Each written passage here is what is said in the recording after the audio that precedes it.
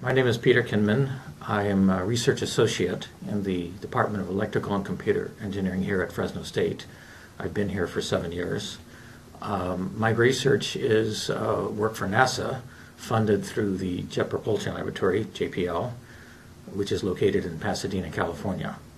That NASA center is responsible for the unmanned spacecraft which are sent to explore the planets.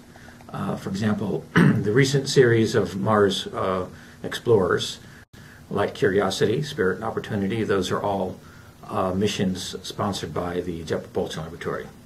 JPL also maintains a site of tracking stations around the world that perform radio communications with these spacecraft. The spacecraft are not designed to return home, and they're robotic, they don't need to return home. So all the scientific data that returns from these missions comes through radio links. And the commands to the spacecraft telling them what to do next goes through radio links. By the way, I'll say a little bit about the Deep Space Network. The three sites are Goldstone, California, that's out in the Mojave Desert, northeast of Barstow, California.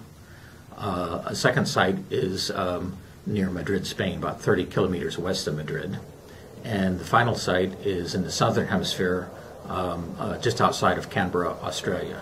My work is on the DSN end. That's the Deep Space Network, the network of 3 sites around the world where we track the spacecraft. That's where the transmitter on the ground sends a signal to the spacecraft echoes it, and it's received back in the ground. The time in which the signal was in flight is recorded very, very accurately to an accuracy of a few nanoseconds. That's 10 to the minus 9 seconds.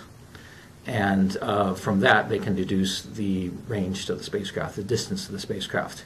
And this is one technique they use for getting the spacecraft to where it's supposed to go, which is very important because if you've got a spacecraft that's supposed to land on the surface of Mars, for example, you have to get it to very close to the right place in order for it to drop down to the surface.